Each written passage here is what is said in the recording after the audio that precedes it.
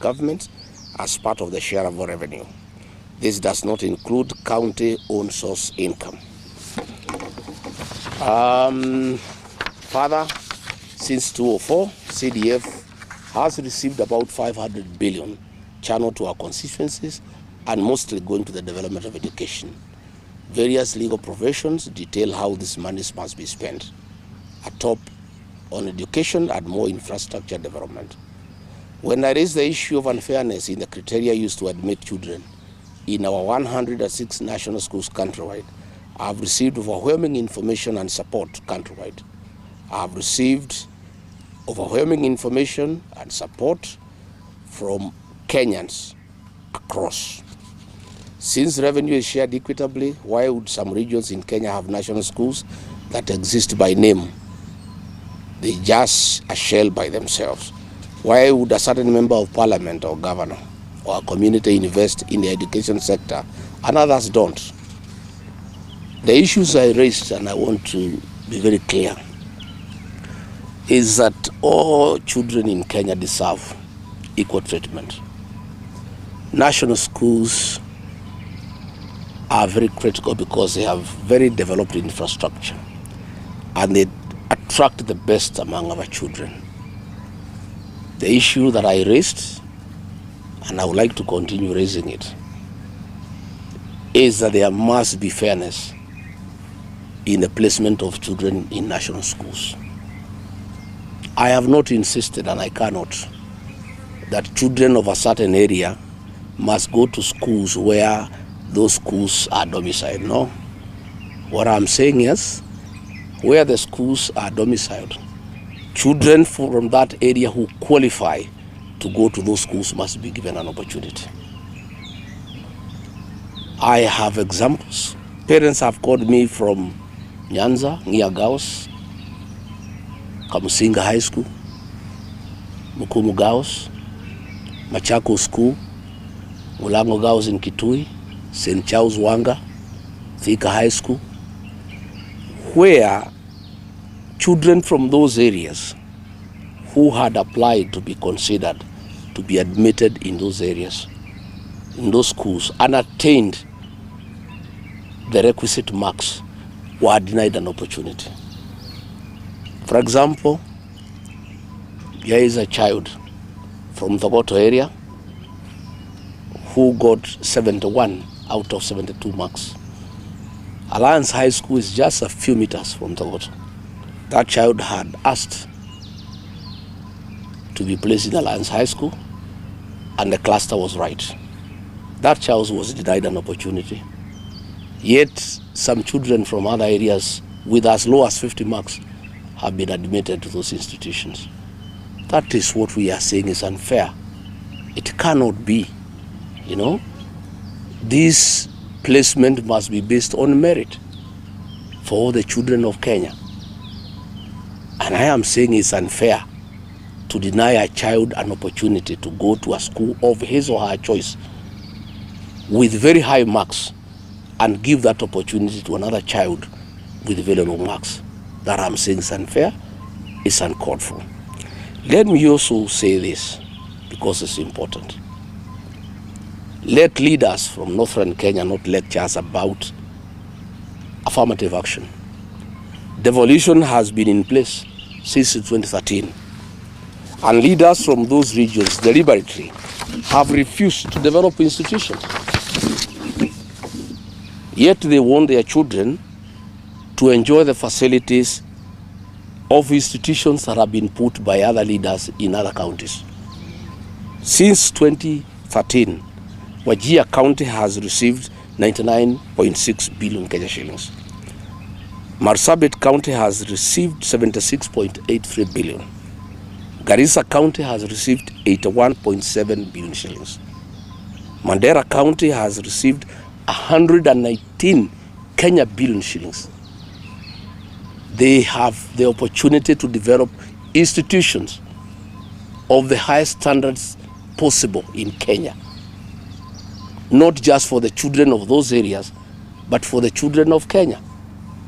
I traveled as deputy president to those areas, and I don't see any institutions, despite the massive funding that taxpayers have channeled to those counties. Yet in counties that have received less money, in Western Kenya, in Rift Valley, here in the mountain, when you go around, you see beautiful institutions. I want to say that we need to have a national conversation about zoning of placement.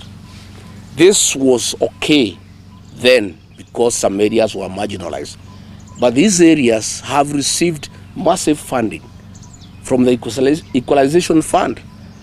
They have received massive funds from the National Kitty. CDF funds are shared equally among the 290 constituencies. Yet when you go to these areas where the leaders are making a lot of noise, there is nothing on the ground. In fact, when I was deputy president, I was shocked that these leaders from northern Kenya don't live there and they don't work there. Anytime I had a trip to Garissa, to Mandera, to Wajir, the leaders of those regions would demand that I make space available for them on my aircraft. I would go with them and come back with them. And I never saw any institutions there, despite the fact that billions of shillings have been given to those areas. So we are saying we need a national conversation to ask. Devolution was supposed to bring equity.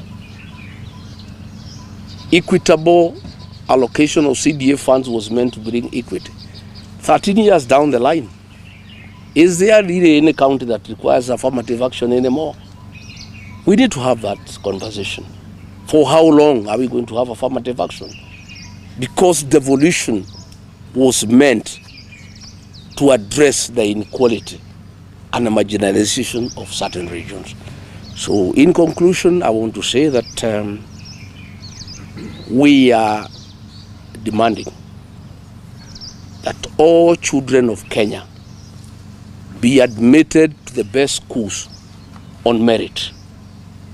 And I'm not saying children from this area or any other area who are not qualified or who have not met the minimum points that are required should be admitted to these great institutions. I am saying, and parents have asked me to say so, that all children of Kenya should be given an opportunity on merit. Finally, I want to say that we used to have a very good system of placement of our kids into secondary schools. Principals would gather at the Kenya Science Teachers College, and they are given all the pupils who apply to go to those institutions. Then a committee would agree on the cutoff point, and the principals would make the choices and place the children accordingly. This is no longer the case. The placement of our children has been centralized at Jogoo House, which has brought in corruption, because the bureaucrats sitting at Jogoo House have no capacity to know how to place kids. That is why we have a crisis where kids have been placed in a day school 300 kilometers away from their homes. How do people expect these children to go about their lives? If it's a girl aged 13 years and she has been placed in a school 200-300 kilometers away from home, the parents would have to go and get a house, a rented room for that girl and leave her there. Again, the parents would spend a lot of money. So we have a crisis, we have a mess. I heard William Ruto saying that it has been done very well. He doesn't live in this country anymore. He should know and hear the outcry of parents. Parents are spending thousands of shillings trying to take their children far away from home to day schools, look for accommodation, look how they'll be eating, how they'll be cooking. It's a crisis of unknown magnitude. We are saying that it is not right to admit any child to a day school outside a walking distance. And when the principals were doing it, it was done properly because the principals know the catchment area of the secondary school, and then they will do 3, 4, 5 kilometers only. But we have a situation where kids in Machakos have been admitted in a day school in Kericho. How does that child survive? This is not right. This is unnecessary. And finally, let me say, some people are saying that I shouldn't speak for people of this region. First and foremost, I come from this region. Ordinarily, as a national leader, I should have been speaking on most issues. But why I speak is because all the elected members of parliament and senators from the Mount Kenya region were bought by William Ruto, and they no longer speak for the people. They hear no evil, they see no evil. Therefore, somebody must speak. And I must say, though I was removed from office, I'm an elected leader. I was elected by the people of Kenya. And none of those people who elected me removed me from office. And since there is nobody to speak for these people, somebody must speak for them. So Rigathigachagua will continue speaking first and foremost for the people of Kenya. Secondly, he will speak for the people of this region because the people of this region have been abandoned by their elected representatives on the instructions of William Ruto, and they no longer speak for the people. When we are having this crisis, kids cannot go to school. Kids have been taken to schools far away from home. Kids with very high marks have been taken to schools with no infrastructure at all, despite the fact that their parents contributed money to put up beautiful institutions. Members of parliament, members of senate are quiet. That is not acceptable. I must speak to this issue. That is why, like here in Nyeri, when I came last night, people around Kiganjo, around Kericho, and business people have come to see me because they have information that Kiganjo Police College that was developed by the colonialists want to be relocated to Baringo and West Pokot by Murkomen and William Ruto. And that means the people who have been supplying foodstuffs, who have been supplying other essentials to that college will be rendered out of business. Yet the MPs from this region are quiet. The senator is quiet. Somebody must speak for the people of Nyeri. And that does not make me tribal. I'm just a responsible leader. And I want to say nobody will intimidate Rigathigachagua from speaking for people who elected him and who trust him and who depend on him to speak for them. And anytime I speak for the people of this region, I am called a tribalist. Yet when leaders speak on behalf of the people of Western Kenya, nobody calls them tribalists. I have seen the people of Northeastern Kenya. Anytime one of their person is touched, the whole community is up in arms. Nobody calls them tribal. Yet when I speak for 150,000 rice farmers in Moya, I'm called tribal. I want to say that I will not be cowed, I will not be intimidated. Anybody can call me whatever you want to call me. I must continue to speak for the people. And as you know, the slogan of my party is listening to the ground.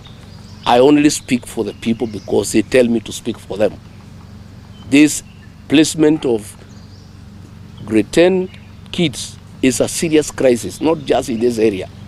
You know, people have called me from all over the country, thanking me for raising these issues.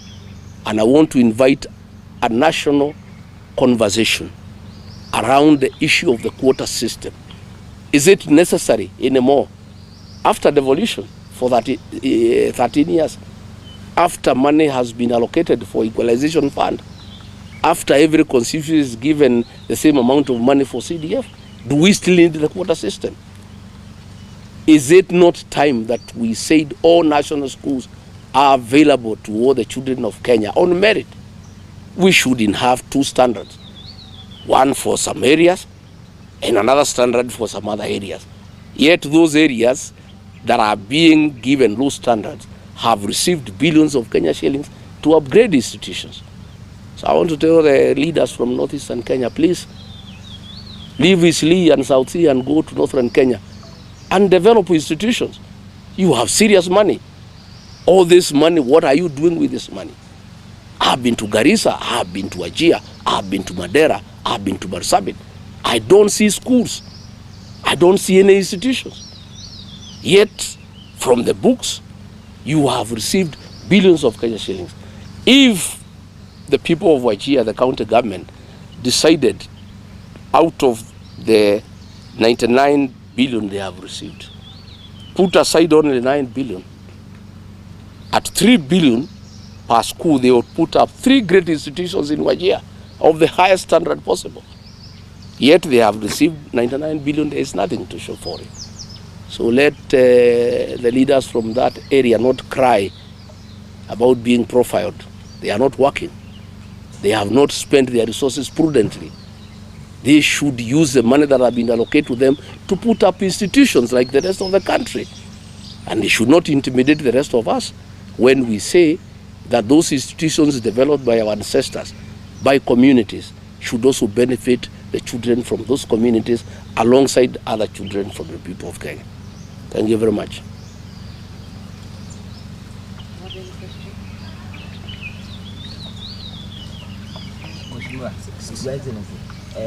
Urarina mshamanyo ya jitago mwagiwaji urori ida urarina mshamanyo yuko na nituronile akirikeni wanjirika kudogoza kiatika kudogoza urorile ida atikukute na materialito na mashekena na ambia mashekena na ukiwa atakudogoza mara kule bakuliki cyane madama.